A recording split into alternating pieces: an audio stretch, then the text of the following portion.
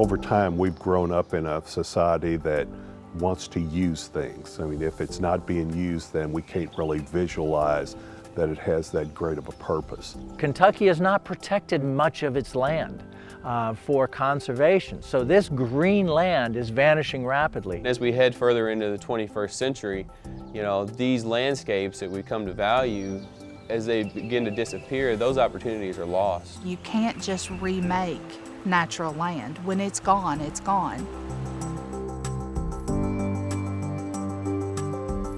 Bernheim is one of the largest forest blocks, not only in Kentucky that's privately managed, but in the eastern United States that's privately managed. Bernheim is 23 square miles of land.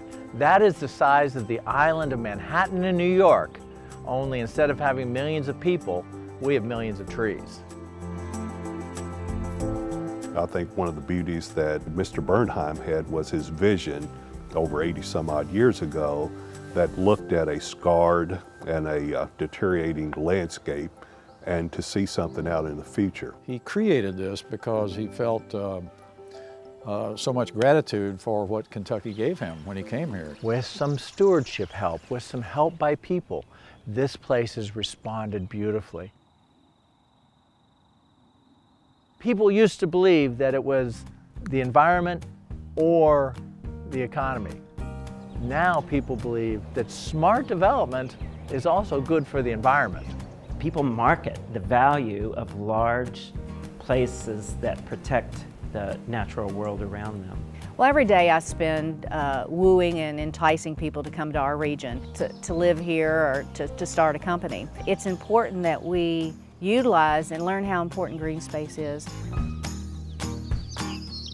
Everyone likes the hip and the coolness of a city, not realizing that the coolness of cities like New York City, there's Central Park, it's the green space. We have over 200,000 people visit us every year. And so that's a nice tourism economic impact right there. Going into our neighboring communities and developing good relationships with people is part of the work of conserving natural areas. My husband was Colonel Jim Bean.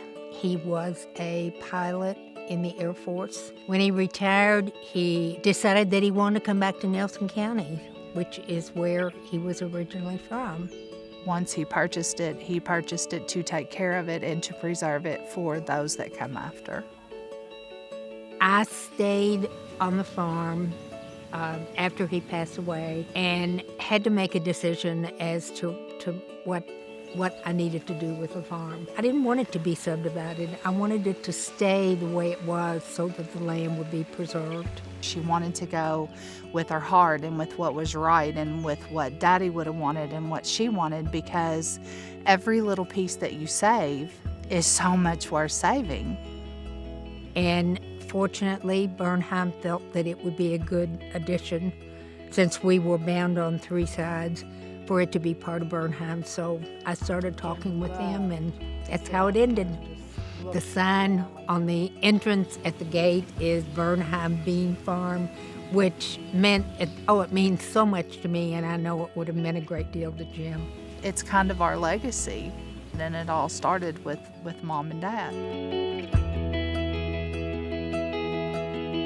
It's not about acquiring property necessarily. It's about building partnerships within the community and promoting an understanding of why it's important to protect nature, to conserve wildlife. There's an amazing amount of elegant information out there represented by the natural world.